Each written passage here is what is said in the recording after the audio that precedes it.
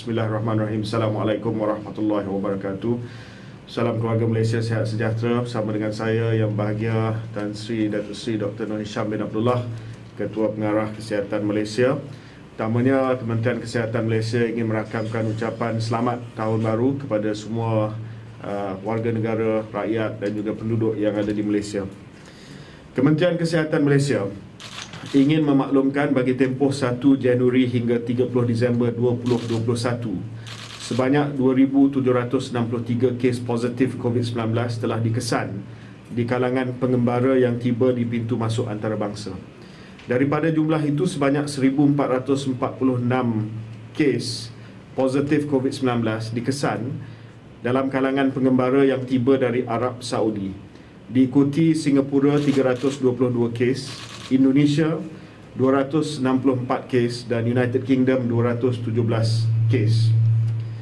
Sebagai perbandingan, dalam tempoh 14 hari yang lepas atau dalam minggu epidemiologi ke-51 dan 52, kes positif COVID-19 dalam kalangan pengembara yang tiba dari Arab Saudi mencatatkan bilangan tertinggi, iaitu 1,161 kes berbanding Singapura 13 kes, Indonesia 8 kes dan United Kingdom 49 kes. Untuk makluman, bermula pada 13 Oktober 2021, kumpulan pertama jemaah umrah dari Malaysia telah berlepas ke Tanah Suci untuk mengerjakan umrah dan SOP khas bagi tujuan mengerjakan umrah telah dikeluarkan oleh Majlis Keselamatan Negara MKN pada 18 Oktober. Sehingga 30 Disember, seramai 11,108 jemaah umrah telah tiba di Malaysia dan 1,306 daripadanya atau hampir 12% telah dikesan positif COVID-19. Daripada jumlah tersebut, 592 dikesan positif pada ujian pertama semasa hari ketibaan di Malaysia, tetapi yang membimbangkan 714 kes dikesan positif COVID-19 pada ujian kedua yang dijalankan pada hari kelima kuarantin. Pada 30 Disember, 2 lagi kes COVID-19 disahkan varian Omicron, menjadikan jumlah keseluruhan varian ini adalah sebanyak 64 kes. 63 daripadanya melibatkan pengembara dan 1 kes disyaki jangkitan tempatan. Daripada 64 kes jangkitan COVID-19 varian Omicron ini, sebanyak 32 kes ataupun 50%, half, dikesan dalam kalangan jemaah umrah. Kementerian Kesihatan Malaysia ingin memaklumkan bahawa Institut Penyelidikan Perubatan IMR telah menjalankan ujian PCR Genotyping Assay ke atas 1,077 sampel kes positif COVID-19 dalam kalangan pengembara dari 21 sehingga 29 Disember. Sebanyak 966 daripadanya telah menunjukkan berkemungkinan varian Omicron, presumptive Omicron, dan kini menunggu keputusan ujian jujukan penuh whole genomic sequencing. Daripada 966 presumptive Omicron sampel tersebut, 750 atau 78% melibatkan sampel pengembara yang tiba dari Arab Saudi. Daripada 966 sampel presumptive Omicron, 750 atau 78% melibatkan sampel pengembara yang tiba dari Arab Saudi. Sehingga 30 Disember, terdapat 9 kluster yang berlaku melibatkan jemaah umrah, iaitu 5 kluster melibatkan kes-kes indeks yang disahkan varian Omicron. 1 kluster melibatkan kes indeks presumptive Omicron yang menunggu keputusan whole genomic sequencing. 3 kluster melibatkan kes-kes indeks positif COVID-19 yang bukan varian Omicron, kemungkinan besar varian Delta. Perhimpunan berskala besar melibatkan jemaah dari pelbagai negara semasa di Arab Saudi mendedahkan para jemaah kepada risiko tinggi mendapat jangkitan COVID-19 termasuk varian Omicron. Situasi ini menyukarkan para jemaah untuk mematuhi SOP umrah yang telah ditetapkan oleh Kerajaan Malaysia. Kita faham dalam menjalankan ibadah umrah agak susah untuk mematuhi SOP, dan kerajaan Arab Saudi baru-baru ini saja telah meletakkan semula SOP untuk menjarakkan saf dan memakai pelitup muka. Jemaah umrah juga berkemungkinan telah dijangkiti semasa berada di Arab Saudi tetapi masih dalam tempoh inkubasi jangkitan, menyebabkan ujian saringan sebelum bertolak ke Malaysia masih negatif, tapi bila tiba ke Malaysia positif, ataupun pada hari kelima positif. Dan bilangan ketibaan jemaah umrah bukannya kecil. Setiap hari kira-kira 800 ke 1000 menggunakan 4 penerbangan chartered khas tiba di tanah air balik daripada umrah, dan ini meningkatkan lagi risiko pengimportan kes COVID-19 dan varian Omicron ke dalam negara. Dan satu lagi yang saya nak sampaikan adalah SOP di Arab Saudi, kalau mereka positif tak dibenarkan naik pesawat, tetapi kalau mereka close contact rapat, mereka dibenarkan balik. Dan ini juga meningkatkan risiko penularan COVID dan juga Omicron. Apabila kontak rapat, dibenarkan untuk terus naik pesawat tanpa perlu diasingkan untuk tempoh 7 hari seperti mana yang berlaku di Malaysia. Kebanyakan jemaah yang pulang dari mengerjakan umrah telah memohon menjalani kuarantin di rumah atau tempat kediaman sepanjang tempoh 7 hari kuarantin. Namun apabila berlaku ketidakpatuhan kepada prosedur operasi standard SOP yang telah ditetapkan, kes-kes positif COVID-19 dalam kalangan jemaah umrah telah menyebabkan berlakunya penularan jangkitan dalam kalangan ahli keluarga. Dan kita ada maklumat yang menunjukkan bahawa kluster yang saya sebutkan tadi adalah jangkitan daripada mereka yang pulang daripada umrah kepada ahli-ahli keluarga mereka. Ketidakpatuhan kepada prosedur kuarantin di rumah atau tempat kediaman juga telah mendedahkan ahli keluarga serumah atau jiran tetangga dan sanak saudara yang datang menziarah kepada jangkitan COVID-19. Melihat kepada situasi tersebut, satu perbincangan khas telah diadakan pada 30 Disember semalam bersama beberapa agensi yang terlibat dalam pengurusan jemaah umrah seperti Kementerian Pelancongan, Seni dan Budaya MOTEK, Jabatan Wakaf, Zakat dan Haji Jauhar, Kementerian Pengangkutan, Majlis Keselamatan Negara, Agensi Pengurusan Bencana Negara NADMA, Jabatan Imigresen Malaysia dan Persatuan Agensi Pelancongan Umrah dan Haji ataupun PAPUH.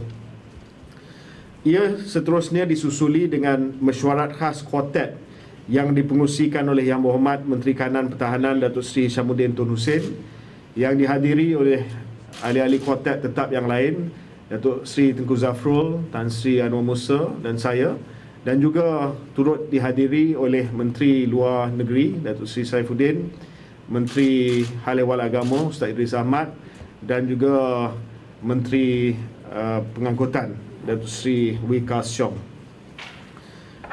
Mesyuarat kuartet tersebut telah setuju dengan langkah-langkah tersebut untuk kita menangguhkan sementara kebenaran perjalanan umrah bermula 8 Januari 2022. Tidak ada perjalanan mengerjakan umrah selepas 8 Januari sehingga tarikh yang dimaklumkan kelak.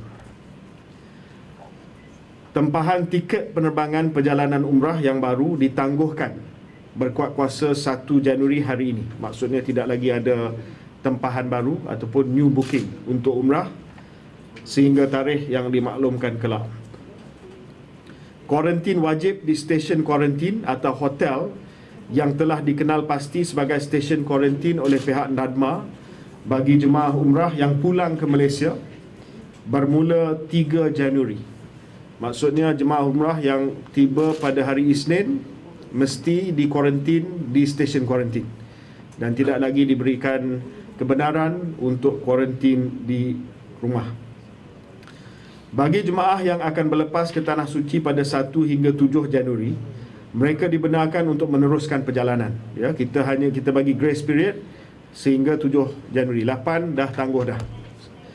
Mereka bagaimanapun perlu menjalani kuarantin di stesen kuarantin atau hotel yang telah dikenal pasti sebagai stesen kuarantin oleh pihak NADMA apabila tiba di Malaysia. Jadi sekali lagi saya ingin jelaskan bahawa jemaah daripada hari ini hingga 7 Januari masih boleh pergi, tetapi mereka akan dikuarantin di stesen kuarantin. Jemaah yang ada di Tanah Suci yang balik bermula 3 hari bulan hari Isnin akan kuarantin di stesen kuarantin. Yang balik hari ni, yang balik esok masih boleh teruskan kuarantin di rumah sekiranya mereka diluluskan kebenaran untuk kuarantin di rumah, sebab kita nak bagi masa sedikit untuk pelaksanaannya. Dan untuk mereka yang telah pun tempah pada 8 hari bulan Januari dan seterusnya, kita telah tangguhkan kebenaran untuk mereka mengerjakan umrah. Hasil mesyuarat telah diangkat kepada persetujuan Yang Amat Berhormat Perdana Menteri, dan kerajaan bersetuju memutuskan untuk menangguh sementara kebenaran perjalanan umrah seperti mana yang saya telah umumkan bermula 8 Januari. Penilaian risiko situasi COVID-19 varian Omicron di dalam dan luar negara, khususnya di Arab Saudi, akan dilakukan secara berkala bagi membuat keputusan untuk membenarkan semula aktiviti umrah. Penangguhan sementara aktiviti umrah ini dijangka dapat membantu mengurangkan risiko penularan Omicron dalam negara dan memperlahankan peningkatan kes COVID-19. Ini adalah langkah pencegahan untuk kita perlahankan apa yang kita tahu akan datang, iaitu gelombang Omicron. Di Amerika Syarikat hampir 500,000 kes harian, di UK hampir 200,000 kes harian. Dan gelombang Omicron ini adalah satu perkara yang nyata yang akan tiba di semua negara. Tetapi apa yang dapat kita buat adalah langkah-langkah pencegahan untuk kita memperlahankan gelombang ini daripada melanda negara kita dengan keadaan yang sangat-sangat mendadak. Selain itu, langkah ini juga diharap dapat memberi peluang dan ruang kepada kerajaan untuk membuat perancangan serta persediaan rapi dalam pengurusan jemaah umrah sebelum aktiviti umrah boleh dibenarkan semula. Saya rasa yang lain-lain tu seperti biasalah ya. Saya buka untuk soalan.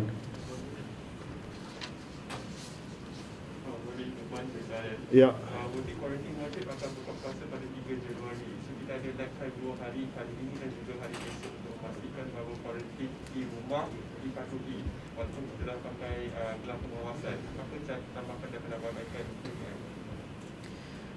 Untuk hari ini dan esok kita akan memakai peranti digital, peranti pengawasan digital kepada mereka yang dibenarkan kuarantin di rumah. Dan dari segi nasihat dan rayuan daripada Kementerian Kesihatan Malaysia bagi jemaah umrah yang pulang pada hari ini, pada hari esok, dan juga yang telah pun pulang dan sedang menjalani kuarantin, saya harap dapat patuh kepada kuarantin. Maksudnya mengasingkan diri daripada ahli-ahli keluarga dalam isi rumah yang sama, duduk dalam bilik, dan kalau dapat elakkan sepenuhnya interaksi dengan ahli-ahli keluarga yang lain. Sebab dah dapati bahawa ada kluster yang datang daripada kontak keluarga. Ada kluster di Pulau Pinang, di Johor, ada 2 kluster di Pahang, ada 1 kluster di Kedah, ada 1 presumptive kluster Omicron di Sabah, yang mana kes itu disebabkan kes indeks yang pulang daripada umrah dan akhirnya telah menjangkiti kontak keluarga mereka ya. Jadi kita tidak ada cara untuk menguatkuasa kuarantin di rumah, sama ada diduduk dalam bilik ataupun tidak. Cuma kita nak highlight pada pagi ini bahawa sudah berlaku 6 kluster Omicron ataupun presumptive Omicron dan 3 kluster bukan varian Omicron, kemungkinan Delta, di mana datang daripada kes import, balik daripada umrah dan menjangkiti ahli keluarga yang lain. 9 kluster keseluruhan. So apa yang saya sebut dalam sesi sidang media yang lepas, memang kita dah siasat, memang betul ada ketidakpatuhan kepada SOP kuarantin di rumah yang akhirnya telah menyebabkan kes-kes kontak rapat, dan kita sedang siasat sama ada kontak rapat ni turut menjangkiti orang lain ataupun tidak. Okey. Ya, Man. Bagi sebelum ni ada contoh daripada PPIM yang beranggapan mendakwa bahawa kerajaan juga tidak adil apabila memakaikan gelar pengawasan digital kepada jemaah umrah saja, dan apabila diwajibkan kuarantin wajib kepada jemaah umrah berbanding penggemara luar dari negara luar contoh macam UK yang tidak dikenakan kuarantin wajib. Kuarantin wajib, bagaimana respon KKM bahawa sebenarnya tidak ada dasar ketidakadilan yang berlaku? Ya, pertamanya bukan hanya mereka yang pulang daripada umrah yang dikenakan peranti digital, tetapi semua yang pulang daripada negara-negara berisiko tinggi, termasuk daripada United Kingdom, diminta untuk pakai peranti digital. Balik daripada Amerika Syarikat, diminta untuk pakai peranti digital. Semua negara yang ada dalam negara berisiko tinggi mesti memakai peranti digital untuk kita mengawal perjalanan mereka sewaktu mereka sepatutnya berada dalam kuarantin. Jadi tidak timbul soal hanya jemaah umrah saja dikenakan. Tetapi untuk langkah ini, mungkin akan ada yang tanya kenapa mereka yang pergi ke umrah saja yang dikenakan untuk kuarantin wajib dan ditangguhkan.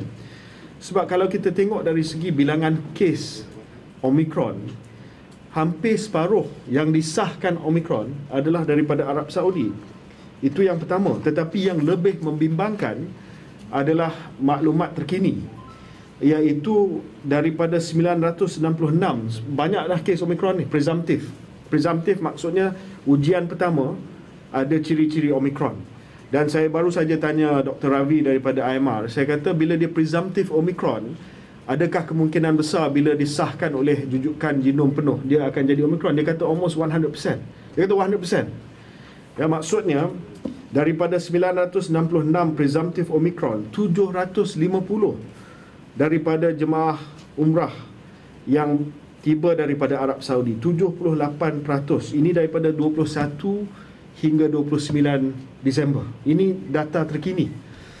Jadi bila saya dikemukakan dengan data tersebut, saya telah minta supaya diadakan mesyuarat quartet khas tergempar semalam.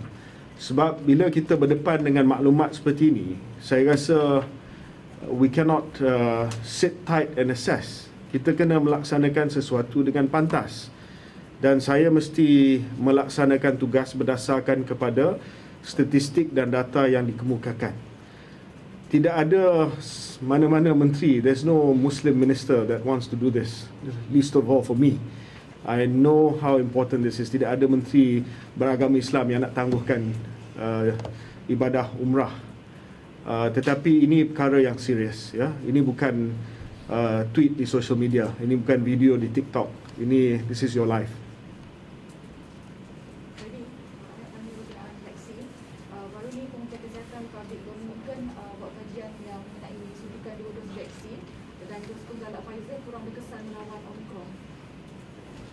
Kita telah menerima berita tersebut.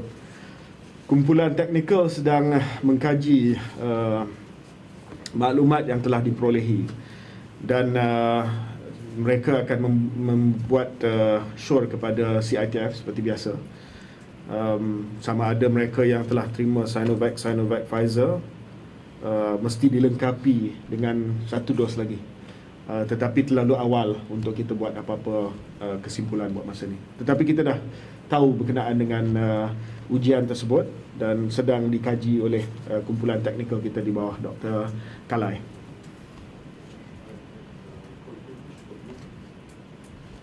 Happy New Year.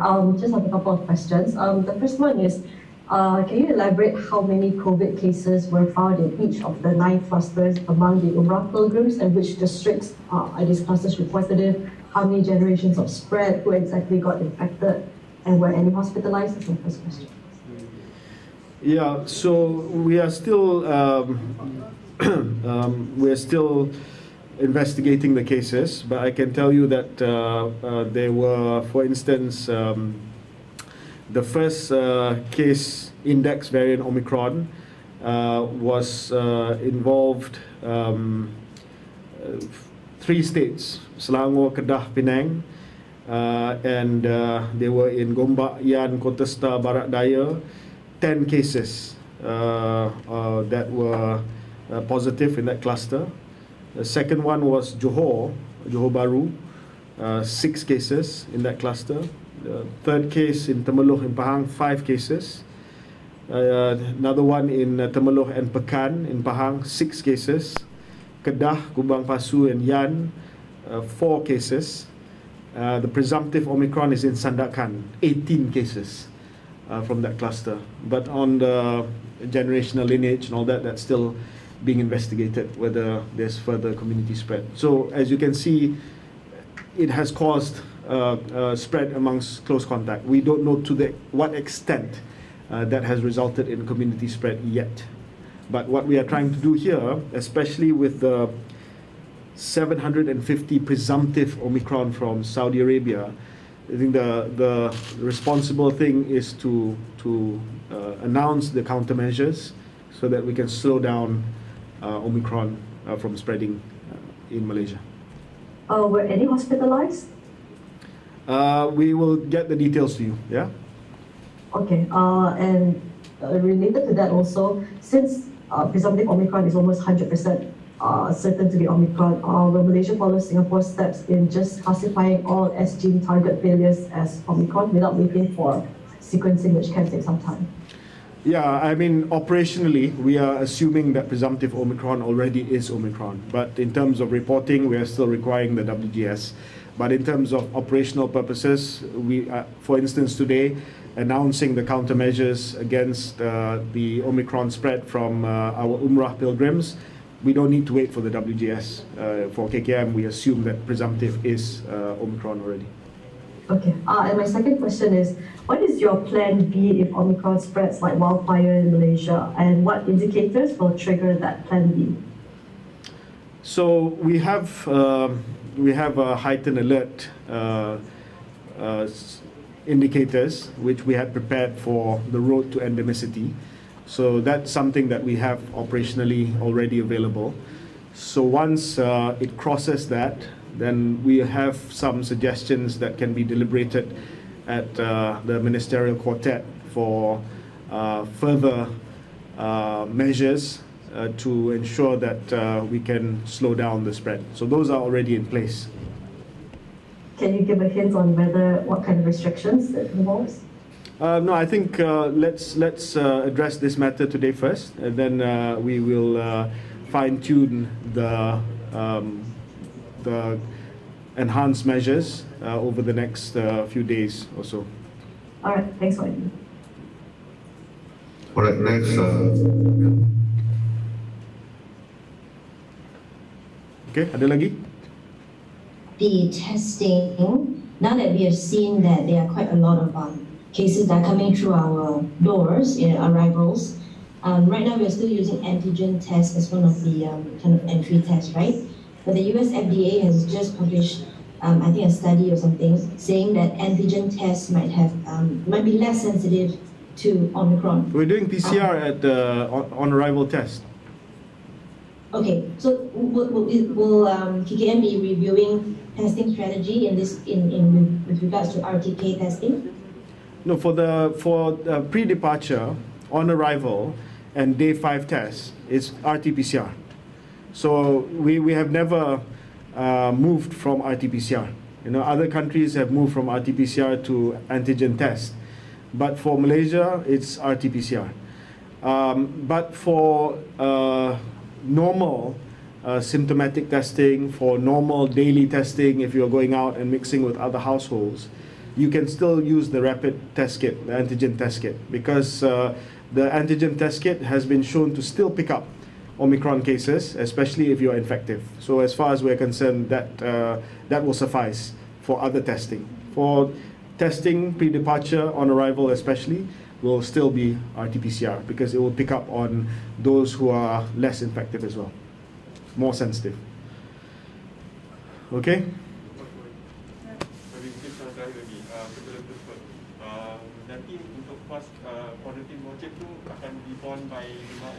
Jadi kita akan bagi pilihan, dan perkara ini pun saya telah bincang dengan mesyuarat quartet.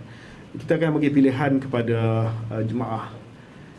Bagi mereka yang mampu dan yang bersedia, kita akan senaraikan hotel yang mereka boleh kuarantin 7 hari di hotel, dan kita akan sediakan semua dengan hotel-hotel yang akan dikenal pasti sebagai stesen kuarantin.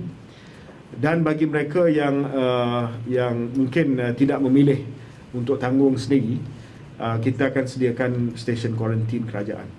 Sebab itu kita memerlukan 2 hari untuk kita pihak NADMA cari stesen kuarantin yang sesuai, yang selesa untuk kita tempatkan jemaah umrah di stesen kuarantin tersebut. Ini mungkin adalah fasiliti kerajaan, ya, fasiliti kerajaan yang telah pun diguna dahulu untuk stesen kuarantin. Saya cuma nak tegaskan bahawa bukan hasrat kerajaan ataupun Kementerian Kesihatan untuk sekat perjalanan rakyat kita ke luar negara, sebab kita dah setuju kita hidup dengan COVID dan sebagainya. Tetapi bila maklumat ataupun data yang kita terima adalah sangat-sangat membimbangkan dan peningkatan yang sangat mendadak, kita tidak ada pilihan melainkan untuk sekat sedikit dan tangguhkan, ya, umrah tidak dibatalkan, ditangguhkan saja. Dan kita sedang berbincang dengan MOTAC dan juga PAPUH, Persatuan Agensi Pelancongan Umrah, Haji dan Umrah, bagaimana mereka yang terkesan ini dapat sama ada menjadualkan semula umrah mereka ataupun apakah langkah-langkah untuk dapat refund dan sebagainya. Itu memang kita dah bincang dengan mereka dan akan terus adakan libat urus dengan agensi pelancongan. So I'm very sorry to those yang nak pergi ke umrah, tapi mudarat yang lebih besar adalah kesihatan awam dalam hal ini. Okey, terima kasih semua. Thank you.